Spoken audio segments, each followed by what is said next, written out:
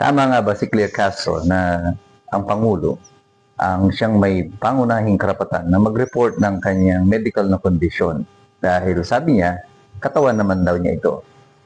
Pag-usapan natin yan ngayong hapon na ito. Ito po muli si Attorney Michael Carario. Kamakailan lamang ay napanood natin itong naging viral video nito ng tanungan sa Malacanang during the Malacanang press corps briefing na kung saan isa sa mga reporters ang nagtatanong kay Claire Castro kung hindi ba sila maglalabas ng medical bulletin about the condition of the president. At sinabi niya na sila naman daw yung nagpapalabas ng medical bulletin, pero sabi nung reporter, mas maganda kung doktor. At sabi naman ni Castro, mas mainam na daw, mas mainam pa yung presidente mismo ang nagbibigay dahil katawan naman daw niya po yun yung apektado rito. Tama po ba siya? Well, ang nangyari lang kay Claire Castro ay ipinakita niya either yung kawalan niya ng kaalaman tungkol sa requirements ng konstitusyon o di kaya ay tahasan niyang nililigaw ang sambayan ng Pilipino ukol sa aktual na medical na kondisyon ng Pangulo. Bakit natin sinabi yan? It's because doon po sa Article 7, Section 12 on the Executive Department, binibigyan doon ng responsibilidad ang Malacanang o ang Executive Department na ipaalam sa Kongreso at sa publiko ang aktual na medical na kondisyon ng Pangulo. At pag sinabi mong aktual na medical na kondisyon, hindi mo pinag-uusapan din yung pakiramdam. Masakit ba ang iyong leeg o ikaw ba ay nadudumi o hindi ka madumi. Hindi po ganun yun.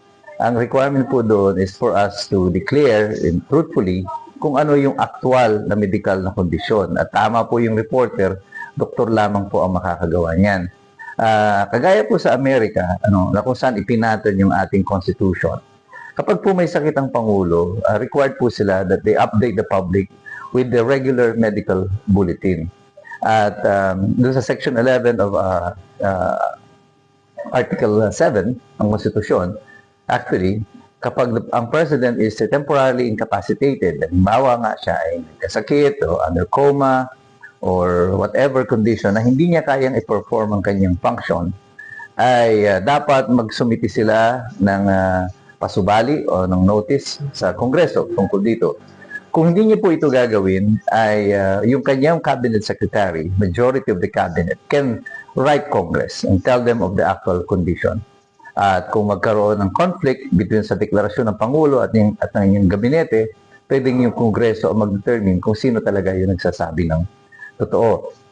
In this condition, well, mukhang malabo naman mangyari ito sa kasalukuyan kasi imposible naman yung mga cabinet secretary ni BBM ay magsabi na may sakit yung aming Pangulo. Kung itatago yan, ay mas itatago nila.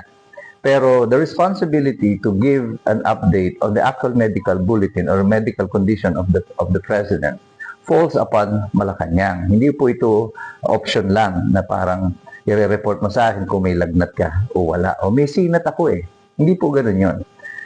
Kaya importante yan is because the Constitution requires that the President, yung Presidente natin, ay merong kakayanan na gawin ang kanyang mga tungkulin. Kasi kung hindi niya magagawa ang kanyang tungkulin, dapat automatic mag-a-assume ang Vice Presidente. At kagaya po halimbawa sa Amerika, nung pong nabaril si Ronald Reagan, siya po ay nag-undergo ng surgery wherein he was placed under general anesthesia. The moment na sinaksakan ng general anesthesia si Ronald Reagan and he was declared as out of tulog na siya, automatically George Bush Sr. then the Vice President was sworn into office to act temporarily as the President. Ang purpose po niyan ay hindi nagkakaroon ng break in the chain of command because in the United States, the President is the one in control of the entire military. If the the commander-in-chief is down, kailangan merong automatic na mag-assume. That is the function of the Vice President. In this case, hindi nila magawa yan because the Vice President who will assume is Sara Duterte.